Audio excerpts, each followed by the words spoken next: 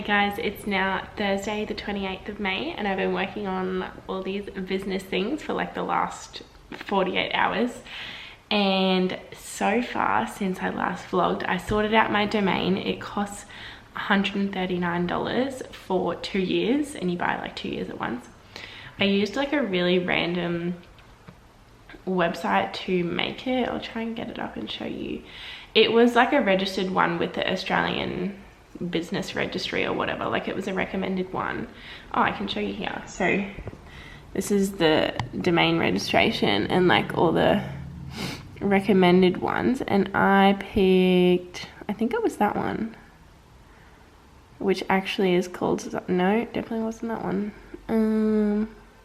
So yeah, I ended up picking this one. I don't know why I was attracted to this one. So I decided to, where am I now? What have I done since then? Oh, I made my email account and signature. That's not even why I need to refresh that.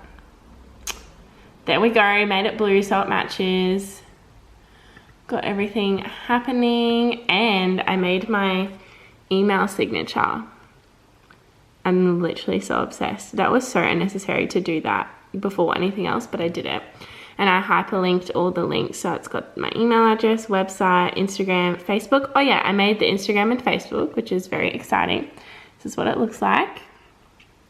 I'm not going to make it, well, it is public because it's a business account, but I'm not going to follow myself on it yet or post anything, so hopefully no one finds it yet.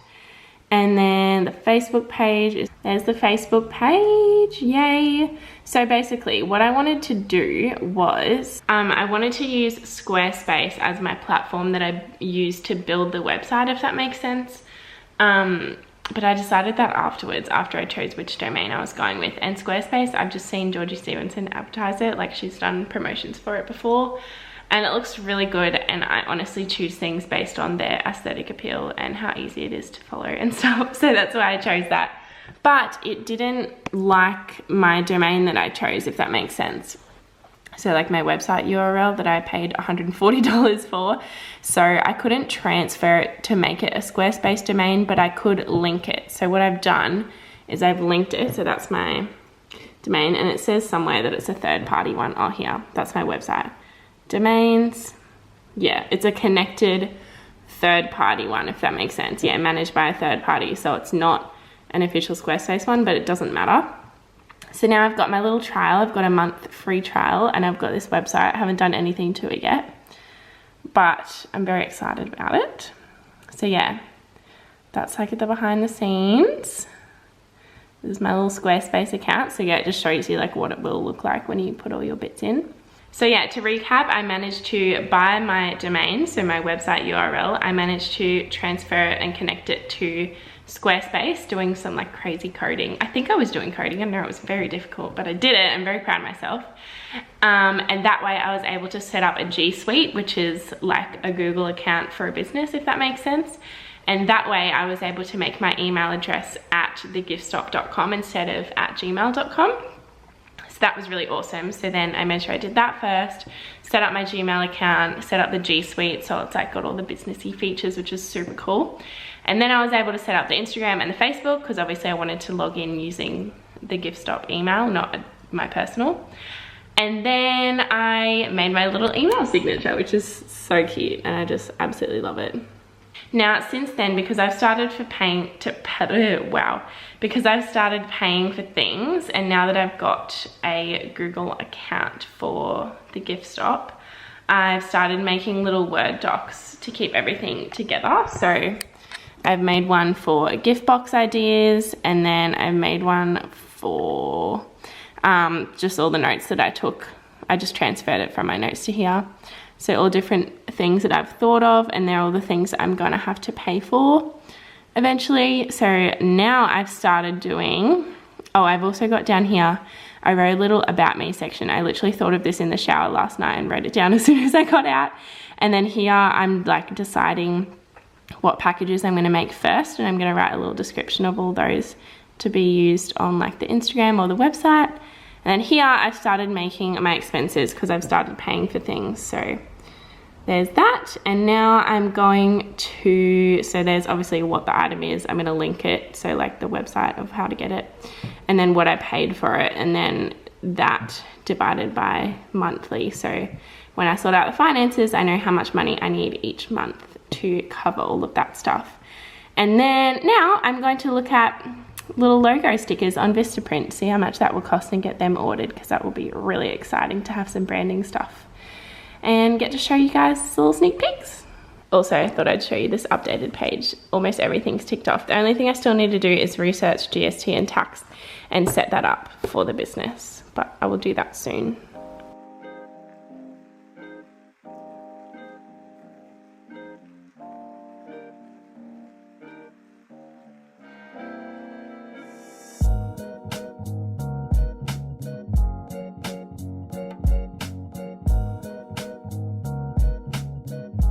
Okay guys, so I've been looking at my options for packaging, and I'm still on packqueen.com.au because the one that I really want on their website is a white gloss base and then a clear plastic lid that sits over the top, about the size of like an A4 piece of paper with a bit of depth.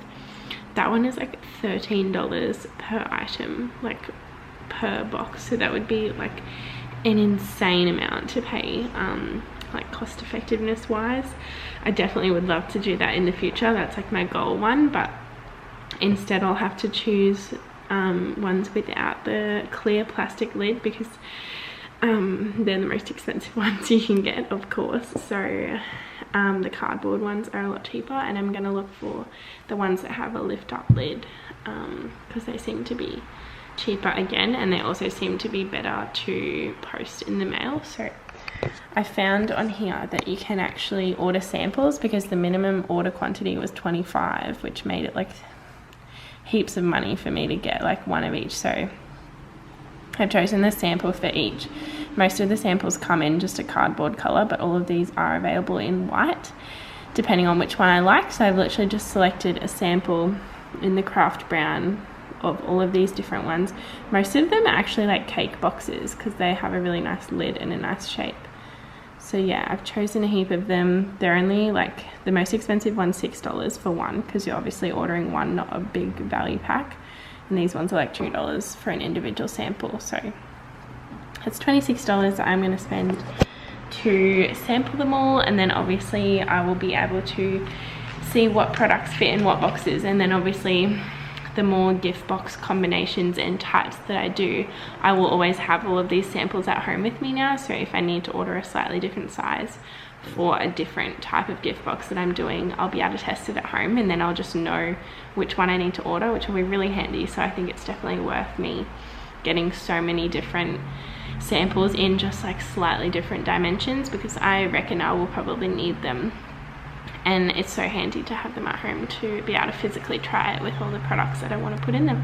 Hey everyone, it is now Friday the 29th of May, and I can't honestly remember what I vlogged last night. I think I vlogged about making the Instagram and Facebook accounts and that type of thing for the gift stop, but later on at night I decided to, I think it was after I filmed, but I honestly can't remember, I decided to do a sneaky share of it. I'm just such an impatient person. I really wanted to hold off sharing the social media accounts until there was quite a few posts on there, until I'd got some photos of the products, until I'd got some graphic design stuff happening, and I'd like fully completed the brand's look.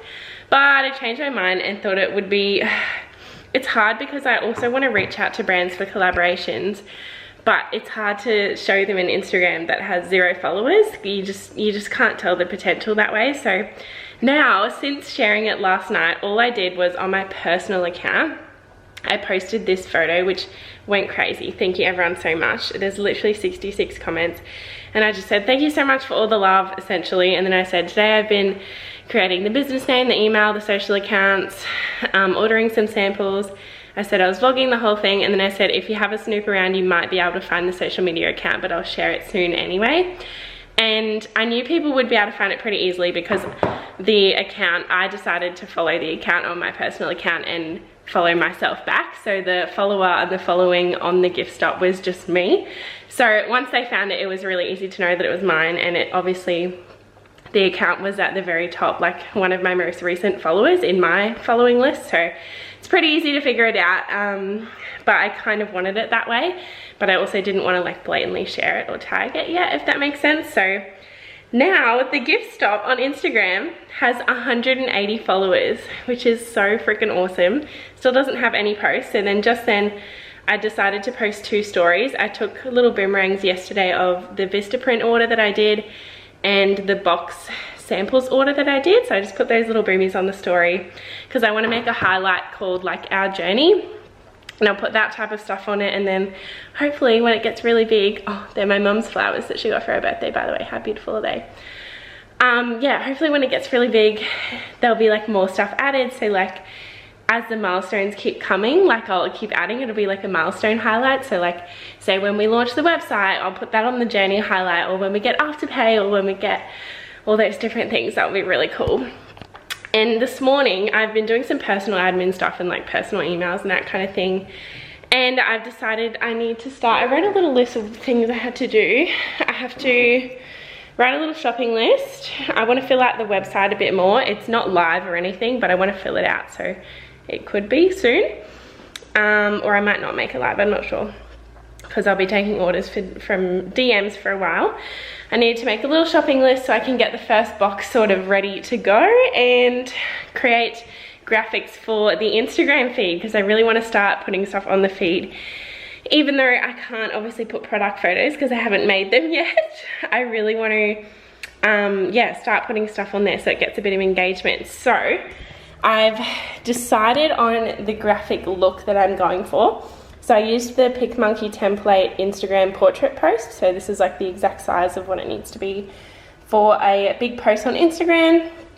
And I just copied the little logo and made it a bit more landscape, so it's all in a straight line. And then I switched around the colors. So I've decided this blue color is going to be the accent color, and then it's going to be like a sleek black and white design.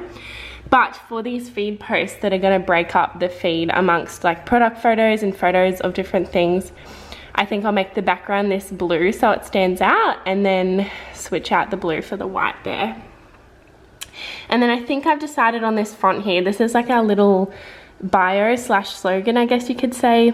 And I quite like that font because it's, I don't know, it's a big contrast to the logo, but I don't know, it seems very gifty to me. I feel like that's how a lot of cards are written, in that type of font.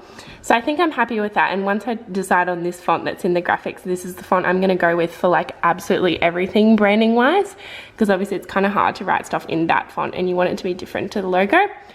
So yeah, I'm really happy with that, and I think I'm going to make all of our feed posts look like that, obviously just with words different. So I'm going to put our little story on there, so like the about us, and then that's like our little slogan. And then I'm going to make more of those type of things that say, for example, in the future, that type of template I would use, and I'd put the Afterpay logo in the middle and say Afterpay now available, or something like that.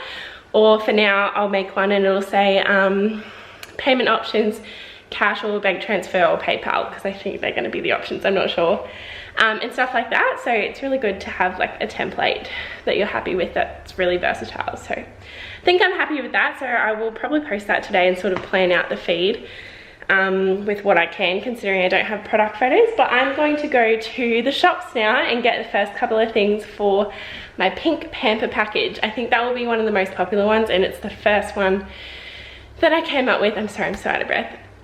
So I'm going to start with that one because it's easy for me to buy all the things in store. I will ideally buy in a larger amount and in bulk online, but for now I'm just going to buy one of everything or a couple of everything to sort of get started, because hopefully the samples of the boxes will arrive soon, so that's really cool. But yeah, let's go to the shops and I'll take you along. Oh, the other thing I need to do today, which is why it's a very businessy day, is I need to start a bank account for the gift stop so that my money's completely separate, so that at tax time it's a lot easier.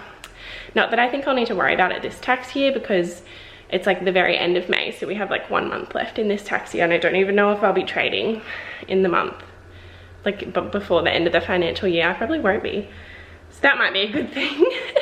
And I can just go and ask my accountant at the end of the financial year how to get ready for trading. That's probably a good idea. Anyway, let's go shopping and to the bank.